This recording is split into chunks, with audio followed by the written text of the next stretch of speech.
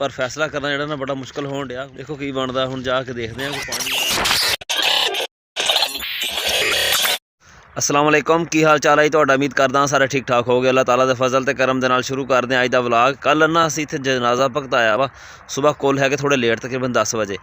असीं अगे जाना 40वें ते जे असीं इत्थे कुल भगताने आ तो सानूं इत्थे होर देर हो जानी। नाश्ता वगैरह असीं कर लिया। हुण असीं निकलदे आं अगे वास्ते सानू ना अज शायद कारपेट रोड जो ना घट ही मिलन। अगे मेन रोड है ना सारा नवा बनता पिया वा, उत्थे सानू ना बड़ा औखा होना पैना वा। निकलते हैं देर होंदी पई है। एक तो सुबह सुबह ठंड भी काफ़ी ज़्यादा, कोहरा वगैरह तो कोई नहीं पिया है, राती बदल होए हुए सीगे। जे तुसीं साडे चैनल ते नवे आए हो, साडे चैनल सबसक्राइब करो तो बैल आइकन जरूर प्रेस करो ताकि साडी आने वाली वीडियो तुहाडे कोल पहुँचती रहे। तो वीडियो नूं लाइक ते कमेंट करके दसो तुहानूं साडा व्लॉग किदां दा लग्गिया। चलदे आं, सानूं अग्गे देर होंदी पई आ, ये ना होए होर देर हो जाए तो अगले प्रोग्राम तो भी रह जाइए। मोटरसाइकिल साडा तैयार खड़ा वा। फिलहाल इत्थे तो कारपेट रोड हैगा वा, अगे जाके ना राह खराब होएगा। मेन रोड ते असीं आ गए हैं। इत्थे स्पीड बस यही 40-50 यही रहिंदी है। ज़्यादा तेज़ करो ना तो बंदा आप जिहड़ा ना हिल जांदा सारा।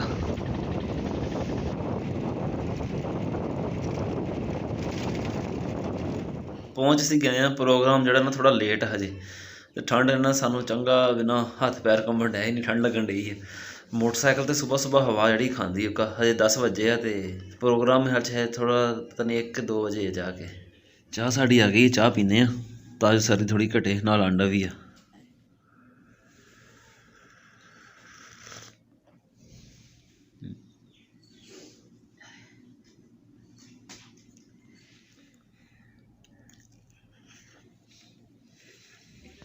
इत्थे होना सारा प्रोग्राम।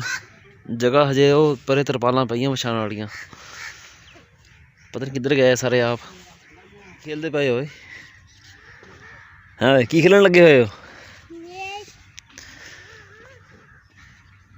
गेंद वाला खेलते पे हैं? बोलते नहीं है तुसीं?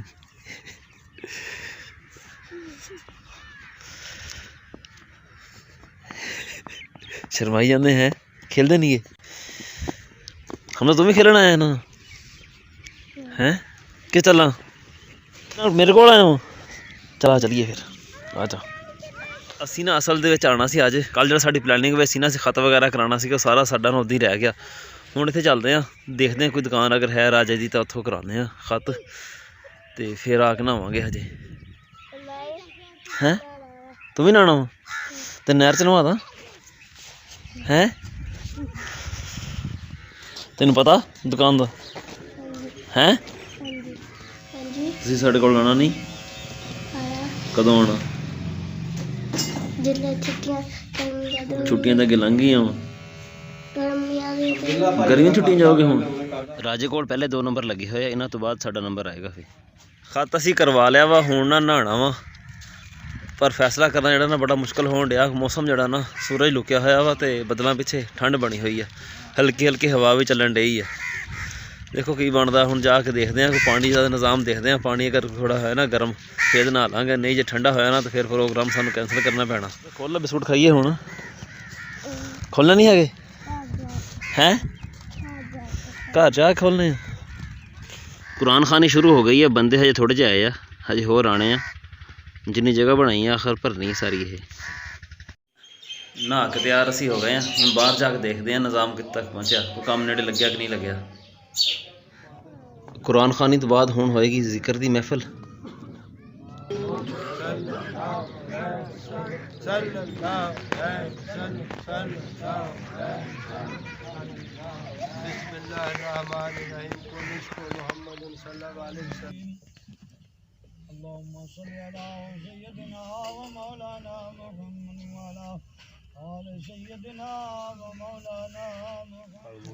भाई अजमल होना दे वालद साहब होना दा 40वें दा खत्म है ना, तो 40वें दे खत्म दे उत्ते जिहड़ा वड्डा बेटा हुंदा ना, जिहड़ा बंदा फोत होया हुंदा ओहदे सिर ते ना पगड़ी बन्नी जांदी है। ये भाई अजमल होना दे वड्डे भाई अकमल होनी, इन्हां दे सिर ते ना पगड़ी बन्नदे पे आ भी जिहड़ी हुण जिम्मेदारी है ना सारी इन्हां दे सिर ते आ। इन्हूं दस्तारबंदी भी कहंदे आ।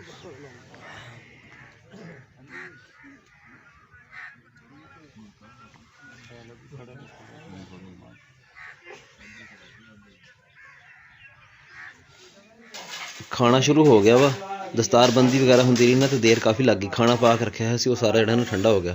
ਠੰਡ ਹੈਗੀ ਕਾਫੀ ਤੇ ਉਹ ਕੀ ਹੋ ਜਾਣਾ ਨਾ ਜੰਮ ਗਿਆ, ਉਹ ਸਾਰਾ ਜਿਹੜਾ ਵਾਪਸ ਹੁਣ ਦੇਗ 'ਚ ਪਾ ਕੇ ਦੁਬਾਰਾ ਪਾਇਆ ਜਾਏਗਾ।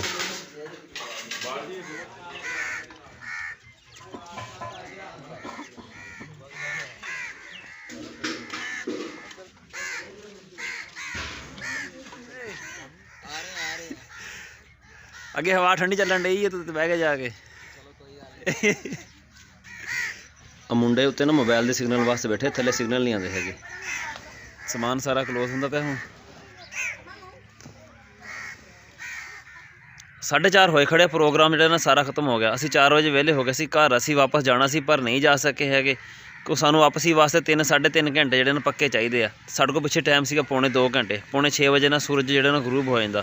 ਰਾਤ ਦੇ ਟਾਈਮ ਹਨੇਰੇ ਵਿੱਚ ਸਫ਼ਰ ਕਰਨਾ ਨਾ ਖਾਸ ਕਰ ਫਿਰ ਵੱਡੇ ਰੋਡ ਦੇ ਉੱਤੇ ਬੜਾ ਮੁਸ਼ਕਿਲ ਹੋ ਜਾਂਦਾ। ਗੱਡੀਆਂ ਦੀ ਲਾਈਟਾਂ ਜਿਹੜੀਆਂ ਨਾ ਪੈਂਦੀਆਂ ਅੱਖਾਂ ਦੇ ਵਿੱਚ, ਅਤੇ ਰੋਡ ਫਿਰ ਸਾਰਾ ਜਿਹੜਾ ਨਾ ਪੱਟਿਆ ਪਿਆ ਵਾ, ਹੋਰ ਜ਼ਿਆਦਾ ਕੰਮ ਖਰਾਬ ਹੁੰਦਾ ਉਹਦੇ ਨਾਲ।